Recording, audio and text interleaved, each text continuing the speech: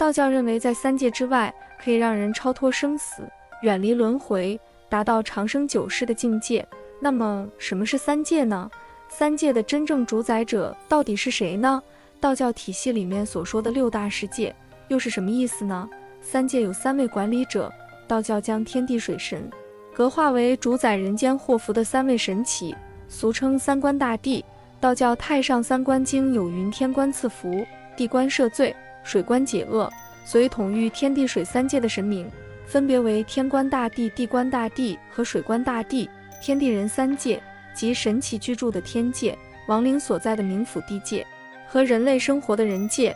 根据道教典籍《上清灵宝大法》的记载，昊天上帝，诸天之帝，仙真之王，圣尊之主，掌万天升降之权，司群品生成之基，三洞四府，进京之标格，大梵至妙无为之神威，乃三界万神三洞仙真之上帝君也。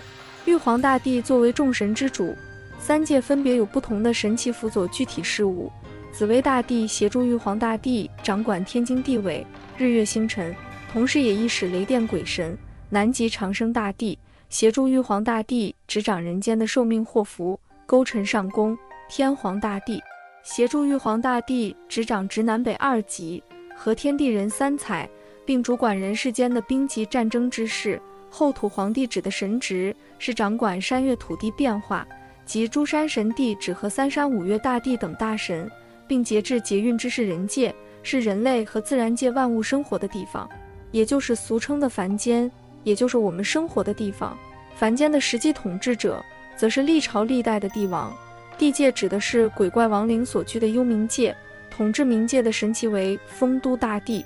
酆都大帝也叫酆都北阴大帝、九幽拔罪天尊等，他被道教奉为阴间鬼魂之宗。酆都大帝乃是炎帝大庭士，会庆甲天下鬼神之宗，至罗峰山3000年而一替。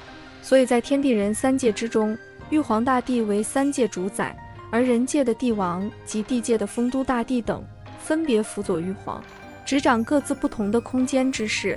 而早期的天地水三界则是由三官大帝分别执掌。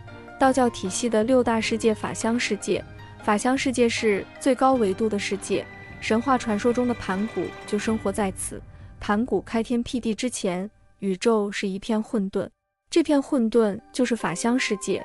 他在混沌中沉睡了几万年，直到有一天他醒来，便用斧子劈开混沌，才产生了另外五大世界。在道教中，盘古是道的化身，他生存的世界是一片初始之地，只有无和有，无是时间和空间，有是维度和次元，两者相互融合，形成混沌。在这里，不论是天神还是妖魔，都会被消除转世。法相世界也是最接近大道的世界。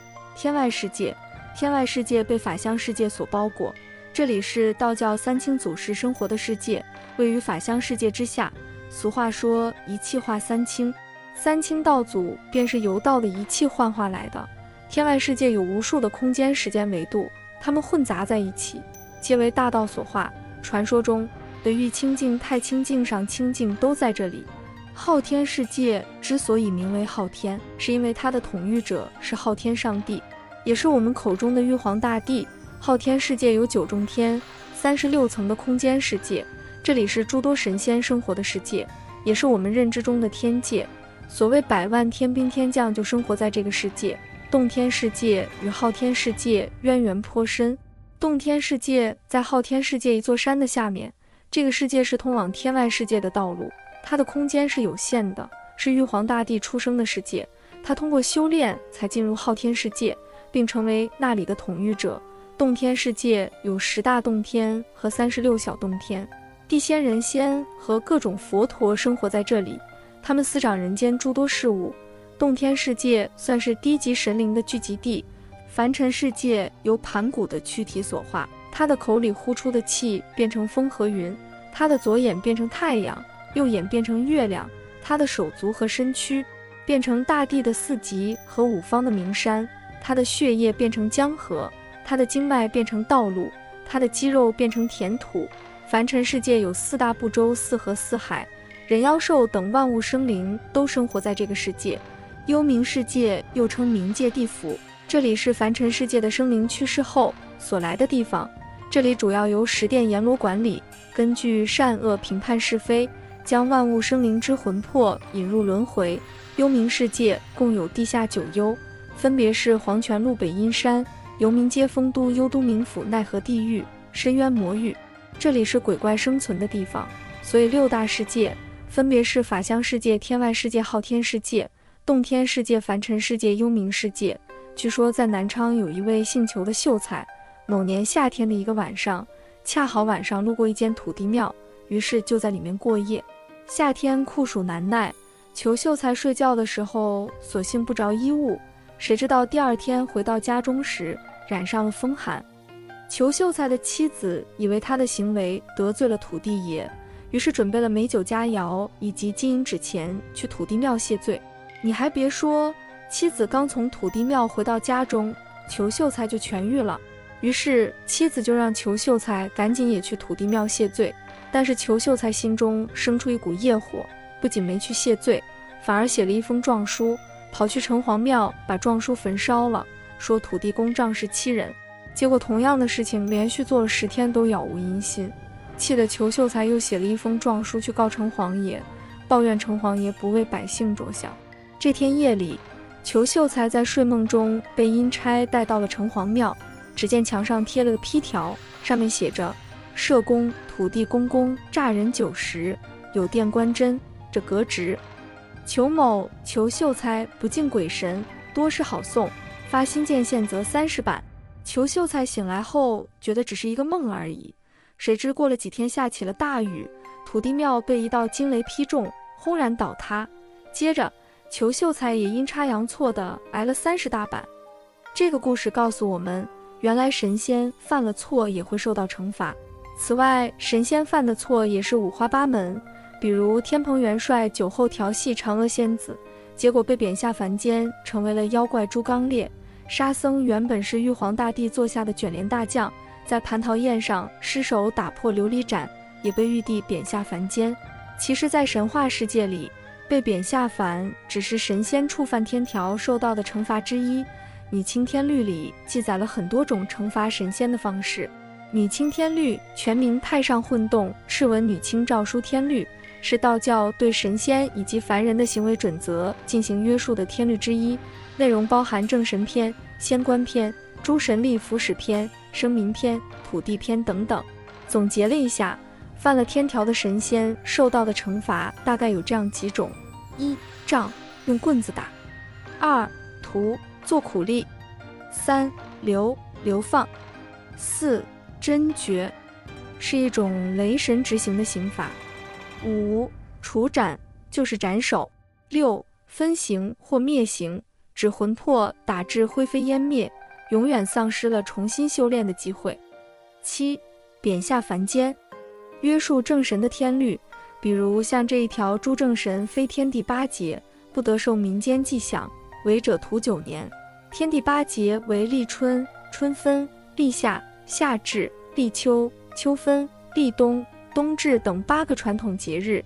也就是说，天界的正神除了天地8节之外，其他时间不能享受民间的祭祀，否则会被处罚做苦力9年。再比如诸正神妄受民间咒诅，以治病于人者处斩，损益人者灭刑。这一条就比较厉害了，神仙并非拥有法力就可以为所欲为了，要是将它用在邪道上，就会受到灭刑的惩罚，元神灰飞烟灭，直接失去了神仙的资格。还有约束土地公的天律，像这一条：诸役于土地主管1余，若于内土地妄兴祸福者，徒3年，当时落职；与主之而不举者，同罪。在神话传说里，土地公执掌一方土地的大小事务，不但掌管着人类的生老病亡，还监管着此地的飞禽走兽。土地公是众多神仙之中官职最低的一位，但是也是与百姓最亲近的一位。然而神仙也要遵循天道，凡间的祸福之事要顺应天道，不可泄露，否则会惩罚做3年苦力，并且还会丢掉神位。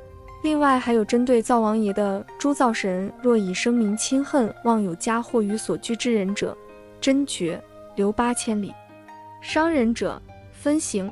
灶王爷是古代神话传说里司职饮食之神，相传每年腊月23这一天，灶王爷就会离开百姓之家，回到天庭，向玉皇大帝奏报1年来人们的善恶之行。虽然灶王爷的神职主要是监察凡间的功过，但是却不能违反天律嫁祸于人，轻则受到雷神处罚，重则元神灰飞烟灭。而对于天界的仙官，惩罚的天律主要以贬下凡间为主，像诸仙官失职者，降2等，除名，则下凡世70年。诸仙官视其官品尊崇，权柄之重，妄行威服者，则降凡世，除名仙籍。损一人者，偿命。诸仙官欲下方申奏，不能时时通违者，降3官，则凡世48年。诸仙官为奉赖旨妄行世间巡查者，徒3年。得敕旨而巡查为时刻者，则下凡世320年，无生无死。即巡查而妄奏事者，除灭。道教以道作为最高信仰，道无形无相，而又生育天地，它是宇宙之中的最高主宰，也是世间万物的本源。道散则为气，聚则为神，因此神仙既是道的化身，又是得道的楷模。3界众生，就连神仙也要遵守天道，否则也会受到天罚。以上就是今天的内容，喜欢请订阅、点赞、转发，感谢观看，我们下期见。